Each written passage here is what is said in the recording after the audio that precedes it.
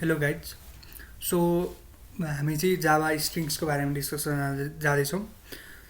Java string भनेको चाहिँ कुनै पनि टेक्स्टहरूलाई स्टोर गर्न चाहिँ युज हुन्छ होइन। यो चाहिँ डेटा टाइप हो। हामीले डेटा टाइपमा नि डिस्कस गरेको थियौँ स्ट्रिङले कस्तो खालको भ्यालुहरू होल्ड गर्छ भनेर। अनि स्ट्रिङ भेरिएबल चाहिँ यसले के कन्टेन गर्छ भन्दाखेरि क्यारेक्टर्सहरू कन्टेन गर्छ। यसलाई चाहिँ डबल कोट्सले चाहिँ भनौँ न ऱ्याप गरेको हुन्छ है।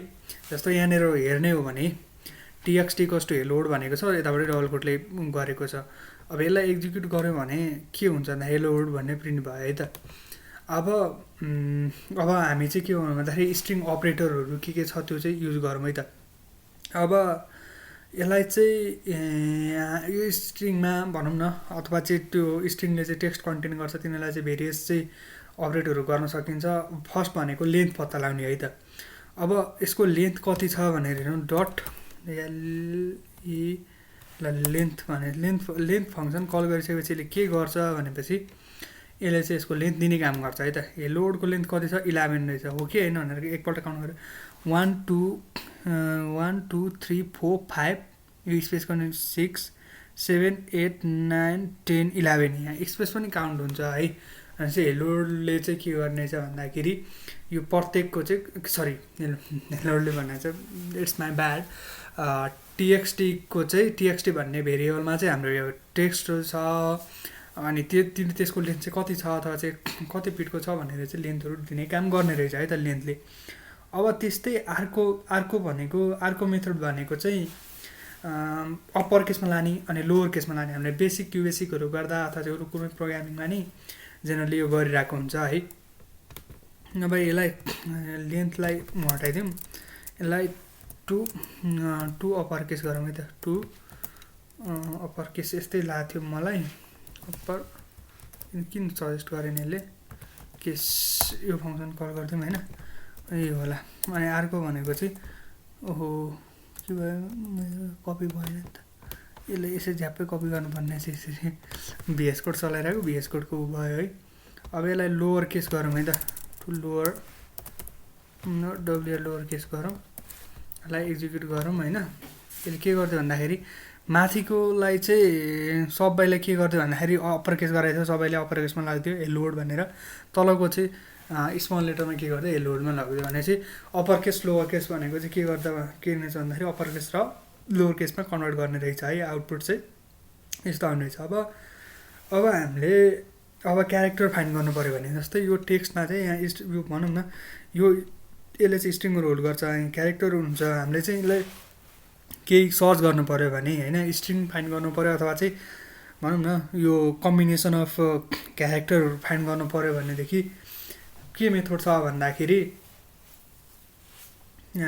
हाम्रो एउटा इन्डेक्स अफ भन्ने मेथड छ जाभामा।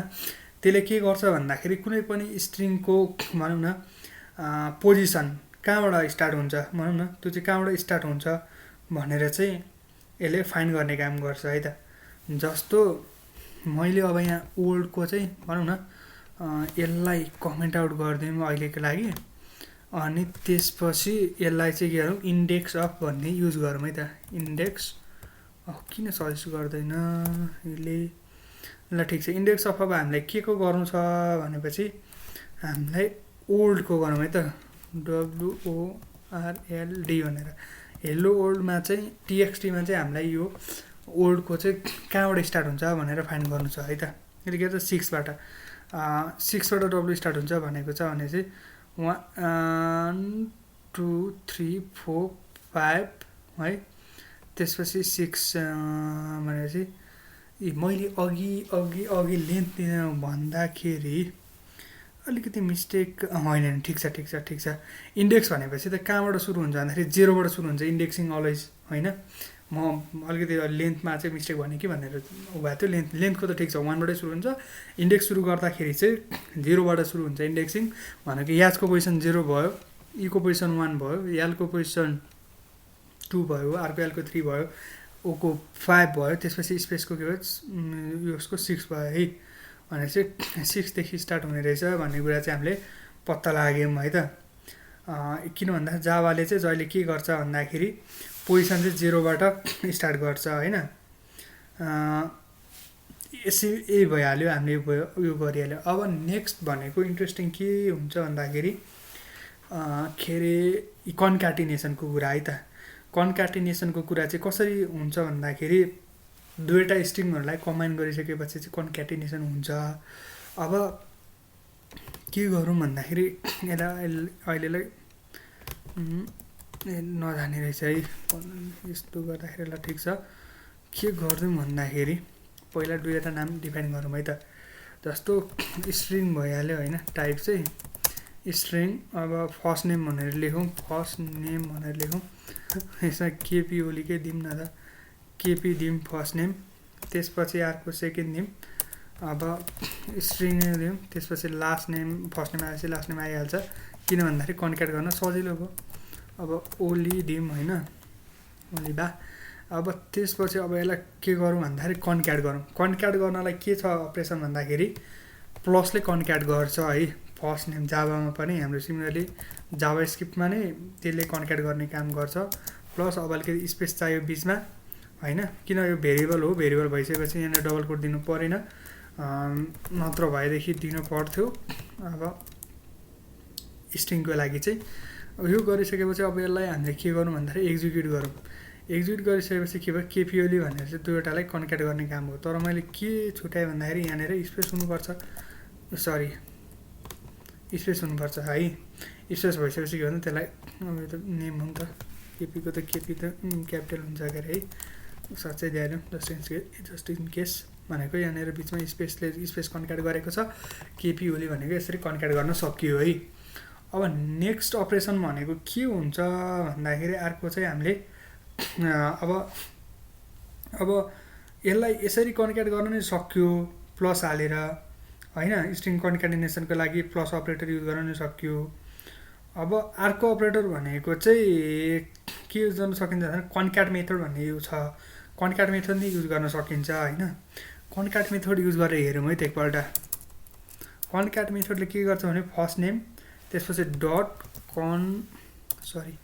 कन्क्याट गरौँ होइन। कन्क्याटमा यो के छ भन्दाखेरि यसलाई कटाउँ, यहाँनिर स्ट्रिङ हालिदिउँ है। यसले के गर्नुपर्छ, दुईवटालाई एट्याच गर्नुपर्छ है त। रन गरौँ, रन गर्दाखेरि के हो, दुईवटालाई के गरिदियो यसले, के गरिदियो भन्दाखेरि कन्क्याट गरिदियो है। अब अघि चाहिँ कन्क्याट गर्दाखेरि के चाहिँ हामीले बिचमा स्पेस राखेर गरेको थियौँ रिडेबिलिटीको लागि, तर यहाँनिर यसरी कन्क्याट मेथड हामीले त्यो पनि युज गर्न सक्ने भयौँ होइन। अब अर्को भनेको चाहिँ स्पेसल क्यारेक्टरहरू राख्नु पऱ्यो भने कसरी राख्ने त भन्ने कुरा छ होइन। अब स्पेसल क्यारेक्टरहरू राख्नु पऱ्यो भने अब यसलाई उडाइदिउँ, एउटा टिएक्सटी भन्ने बनाऊँ होइन। टिएक्सटी भनेको ल, त्यसपछि अब के गरौँ भन्दाखेरि माई नेम इज खान भनेको के भयो, किन यसले लिएन, के भयो लिइरहेछ, मतलब किन लिएन भनेर एकछिन भइरहेको थियो होइन। माई नेम इज खान भनेर गऱ्यौँ। अब हामीले चाहिँ के गर्नु पऱ्यो भन्दाखेरि खानमालाई चाहिँ डबल राख्नु पऱ्यो भने के हुन्छ, डबल कोटेसन फेरि राख्नु पऱ्यो भने स्ट्रिङको लागि चाहिँ यसरी राख्नु। अब यो राख्नु पऱ्यो भने कसरी राख्ने भन्ने कुरा छ है। अब स्पेसल क्यारेक्टर भनेको यसै डबल कोटेसन राख्नु पऱ्यो, सिङ्गल कोटेसन राख्नु पऱ्यो होइन। त्यसपछि गएर अरू हामीलाई भनौँ ब्याक स्ल्यासहरू राख्नु पर्ला, तर तिनीहरू चाहिँ स्पेसल क्यारेक्टरहरू हुन् होइन। अब स्पेसल क्यारेक्टर भइसकेपछि त्यो युज गर्न पाइँदैन भन्ने छ। अब यसलाई चाहिँ के गर्न सकिन्छ भन्दा स्केप क्यारेक्टर भन्ने छ।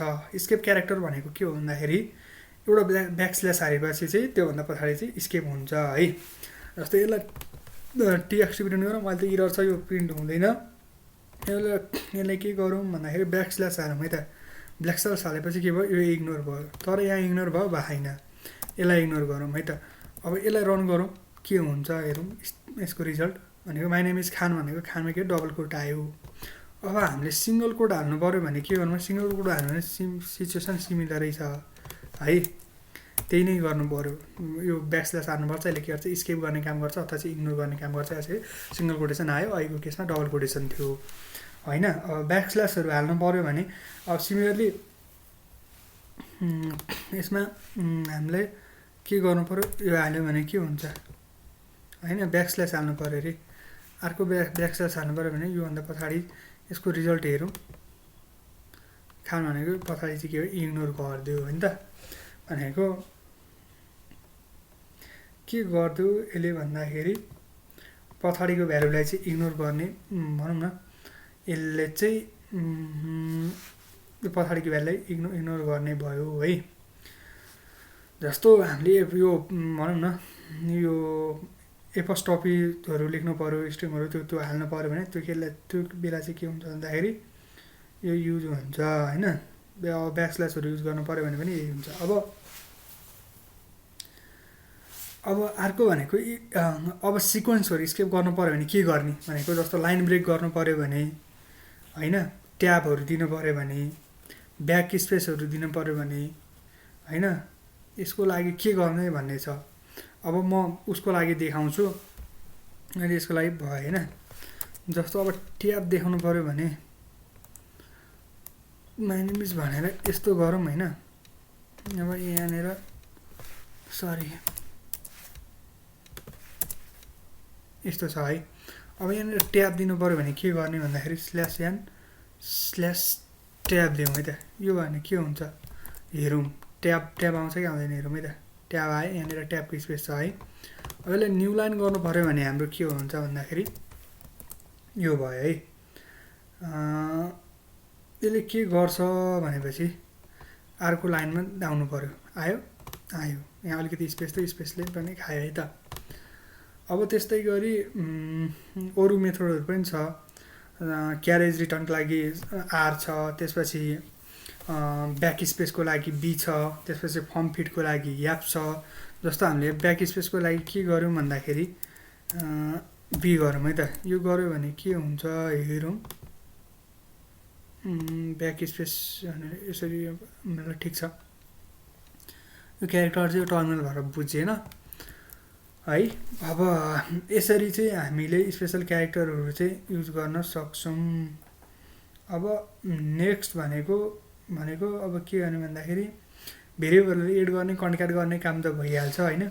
दुईवटा अब भनौँ न नम्बरहरूलाई भेरिएबलमा राख्यो, त्यो कन्क्याट गर्ने काम गरिहाल्यौँ। त्यसपछि अर्को भनेको चाहिँ अब